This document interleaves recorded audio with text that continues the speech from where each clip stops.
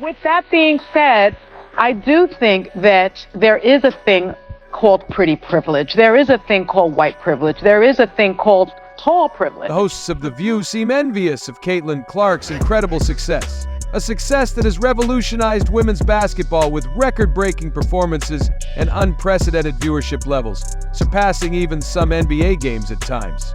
Her exceptional game awareness and playmaking skills have not only elevated her as a player, but have also ushered in a new era for women's basketball, making it the talk of the town. Unfortunately, some hosts appear intent on making divisive and racially charged remarks in an effort to demean Caitlin Clark. This behavior, while disappointing, comes as no surprise to many, as it reflects a tendency to frame discussions in terms of race unnecessarily.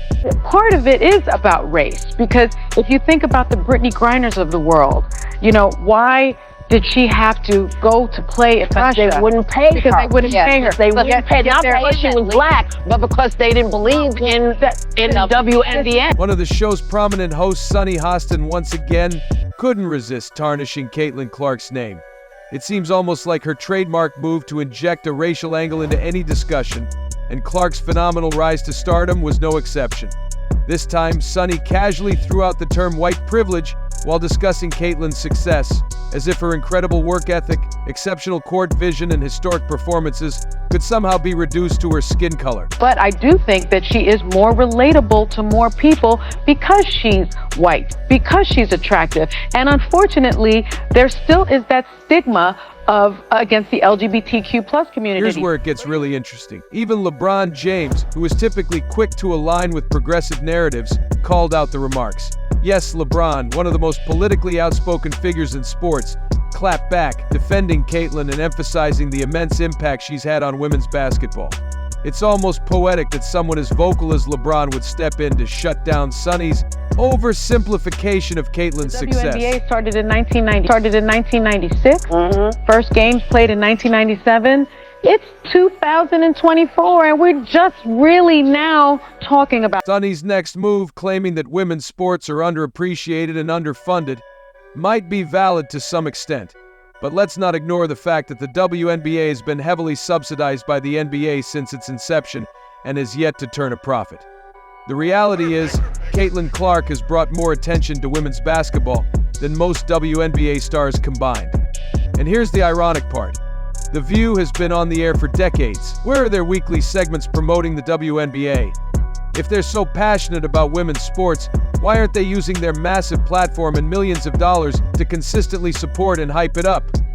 Well, I guess that wouldn't quite fit their narrative, would it? Nobody else has done this. So I'm not mad that they gave her basketball, but I will suggest to Wilson that one of the things they might want to do, Wilson is the people who make the basketball. Instead of applauding Caitlin Clark for drawing record audiences and elevating women's basketball like never before, Sunny reduced her success to race. It's lazy, disrespectful, and frankly, an insult to every female athlete who has worked tirelessly to put their sport on the map.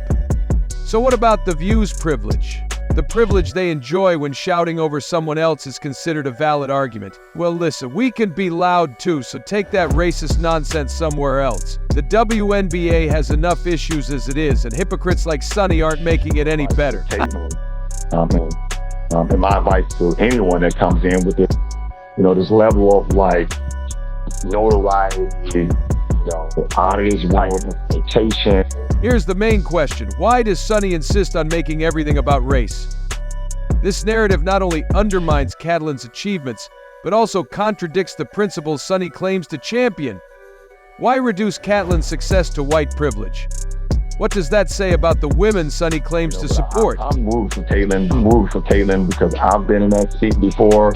I've walked that road before. I hope she kills. I hope Aaliyah Boston does amazing. I hope they do great. And here's the kicker. Imagine if someone like Skip Bayless or Colin Cowherd dared to say that LeBron James' success was due to the color of his skin, claiming his athleticism came from his ancestors' genetics, for example. The backlash would be instant, fierce, and brutal, and rightfully so. Everyone knows that performance in sports isn't determined by identity politics. It's determined by numbers, stats, and raw talent. Caitlin Clark isn't just another athlete, she's a generational talent. Most people can recognize this, but I guess acknowledging that doesn't get Sunny more views for The View, does it? One thing I love that she's bringing to her sport, more people want to watch. More people want to tune in. I saw for the first time they had a target playing. LeBron James himself acknowledged this when he defended Caitlyn on JJ Redick's podcast. He said, "I'm rooting for Caitlyn because I've been in that seat before. I've walked that road before."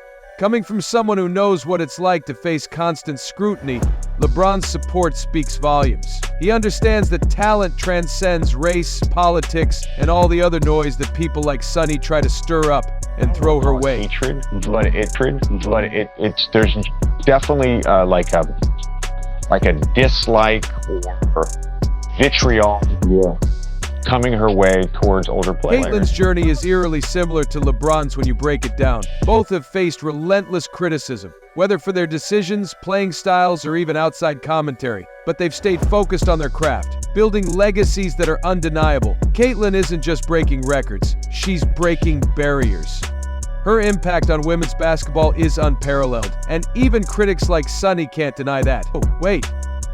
Except they can, because to them, Caitlyn is just a white girl, right? She's had more 30-point games than anyone in the past 25 years. Yeah. Okay.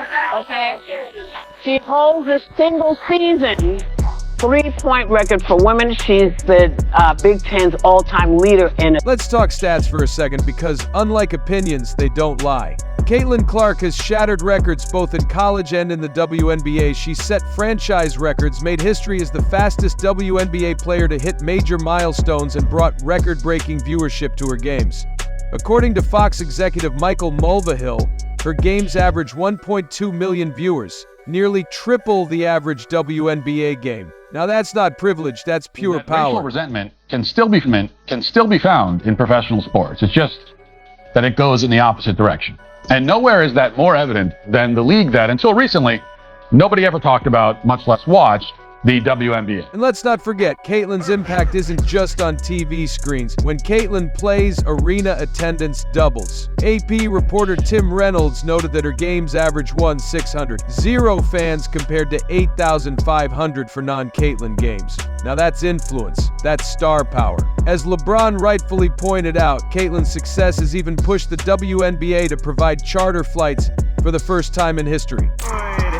Kennedy Carter now with 12. But it was a rough night for Caitlyn Clark and the Indiana Fever. Last night, she only scored 3 points and a blowout loss to the New York Liberty. Athletes like Caitlyn Clark don't just play their sport, they change it. Michael Jordan turned the NBA into a global phenomenon. Serena Williams revolutionized tennis. Ronda Rousey made women's MMA mainstream. Caitlyn Clark is doing the same for women's basketball. This isn't about race. It's about greatness.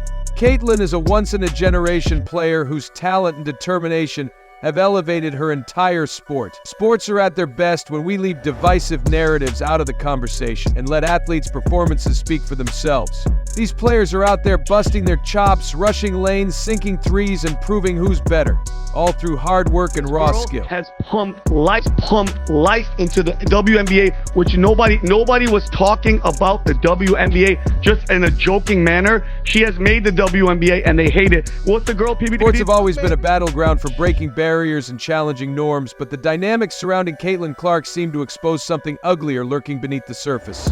The WNBA has been thrust into the spotlight not only for Clark's incredible feats, but also for the hostile reactions she's faced, both on and off the court. A prime example came during a game between Clark's team, the Indiana Fever, and the Chicago Sky last season. Here it is. That game wasn't just about basketball, it felt personal. In the third quarter, Chicago's Kennedy Carter hip-checked Clark to the ground in a move that wasn't just unnecessary, it was outright deliberate. There was no ball in play, no strategic reason for it. It was a blatant cheap shot, followed by Carter mouthing something that rhymed with, well, you know, dirty witch. The Indiana Fever.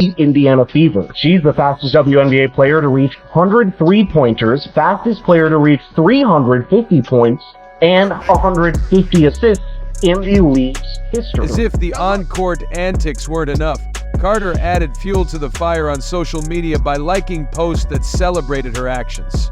One post even encouraged her to get Caitlyn one more time. While liking tweets doesn't necessarily scream guilt, Carter's public refusal to express any regret speaks volumes. It's hard to ignore the disdain she seems to harbor for Clark. Watching women's basketball is not just because of one person, it's because of me too. I want y'all to realize that. Now, that's obviously not true. In fact, it's extremely easy to prove that it's false. This whole situation is just wild. While Reese used the comment to center herself, Clark's response was gracious. She didn't retaliate or fuel the drama, and that move highlighted her focus on the game rather than getting caught up in pointless distractions.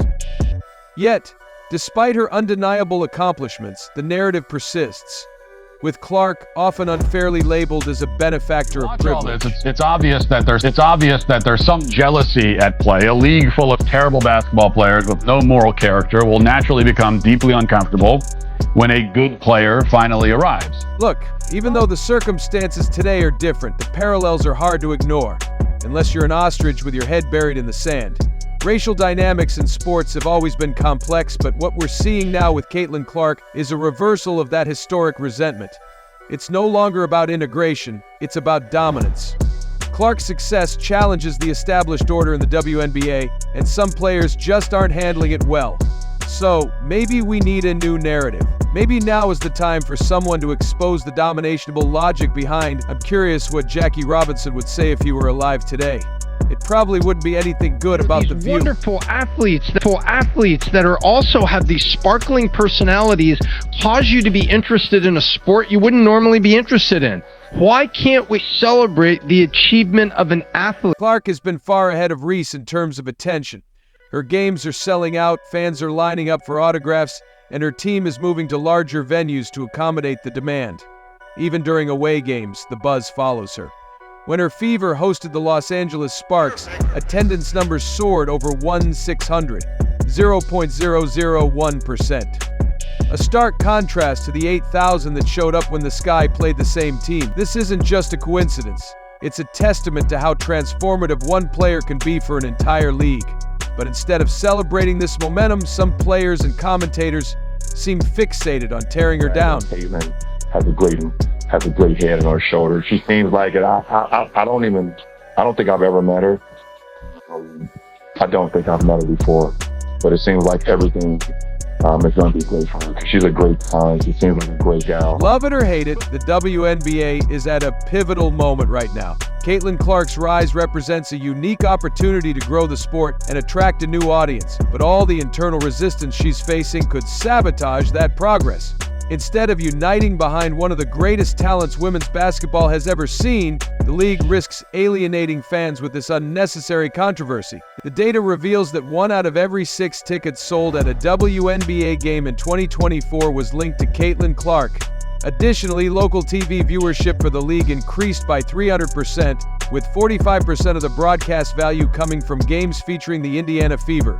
The league's merchandise sales skyrocketed by 500%, with Clark leading the charge. Her influence has been especially strong in Indianapolis, where Brewer estimates her arrival has contributed more than $36 million to the city's economy in her first year. While that might not be as large as the $400 million generated by the NBA All-Star Game, it's still a noticeable boost for a single player in just 1 year. This takes us up. Despite her impact, Caitlyn Clark is unlikely to be compensated in a way that fully reflects her worth as a WNBA player. Still, she has secured several high-profile endorsement deals, including a $28 million partnership with Nike, which will help offset this discrepancy. I think that's where the real drama lies. For all the veterans in the game wondering why they aren't getting deals, why they don't have signature shoes, or why no one is trying to sign merchandising deals with them. Money makes people do some stupid things, and I think that's at the root of many issues with the WNBA. But that doesn't excuse Sunny on The View. She's just being racist. She seems to have a problem with everyone. So what do y'all think? Let me know in the comments below. Don't forget to subscribe, and I'll catch you in the next episode.